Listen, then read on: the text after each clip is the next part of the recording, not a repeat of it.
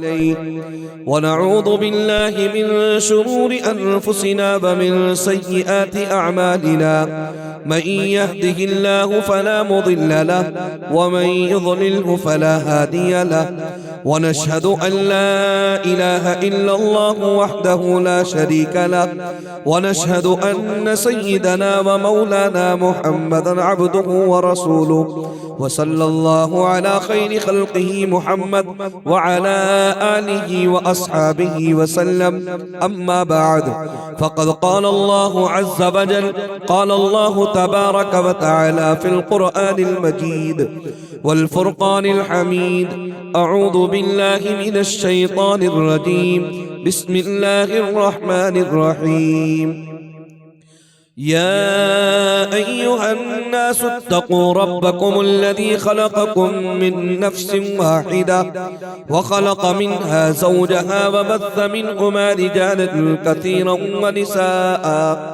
واتقوا الله الذي تساءلون به والأرحام إن الله كان عليكم رقيبا وقال تعالى يا أيها الذين آمنوا اتقوا الله حق تقاته ولا تموتن إلا وأنتم مسلمون وقال تعالى يا أيها الذين آمنوا اتقوا الله وقولوا قولا سديدا يصلح لكم أعمالكم ويغفر لكم ذنوبكم ومن يطع الله ورسوله فقد فاز فوزا عظيما وقال النبي صلى الله عليه وسلم النكاح من سنتي وقال فمن رغب عن سنتي فليس مني أو كما قال صلى الله عليه وسلم صدق الله العظيم وصدق رسوله النبي الكريم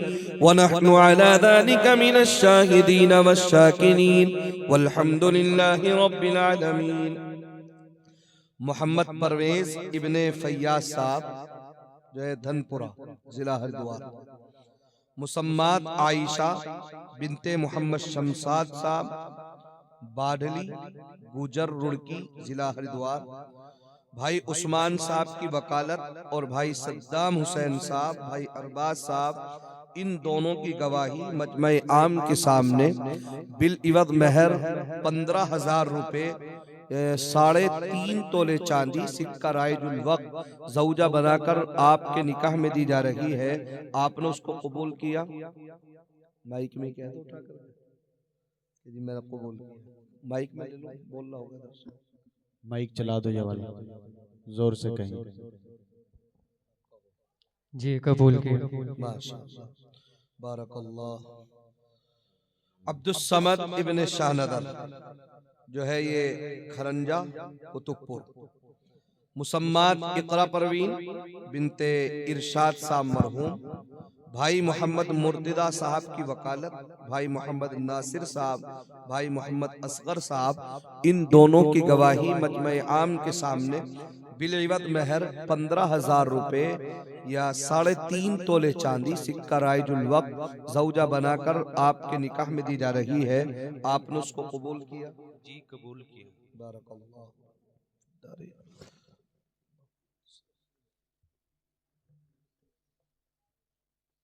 انشاءاللہ یہ بہت اچھے ماشاءاللہ. آنکھوں میں بس کے دل میں سما کر چلے گئے، آنکھوں میں بس کے دل میں سما کر چلے گئے، خوابیدہ زندگی تھی جگا کر چلے گئے. بہت خوبصورت انداز، آواز، لب و لہجے میں حضرت اقدس ہم سب کے کرم فرما روح رواں جناب حضرت مولانا و مفتی وسیم صاحب دامت برکاتہم العالیہ ہم سب کے سامنے کرسی پر جلوہ افروز بڑا پرمغز خطاب فرمانے کے بعد ہماری آنکھوں سے اوجھل ہو گئے. اب لیجئے نوجوان ساتھیوں جن کا بہت زیادہ ذکر ہو رہا تھا اور آپ کو ان کے بارے میں بتایا جا رہا تھا کہ ہمارے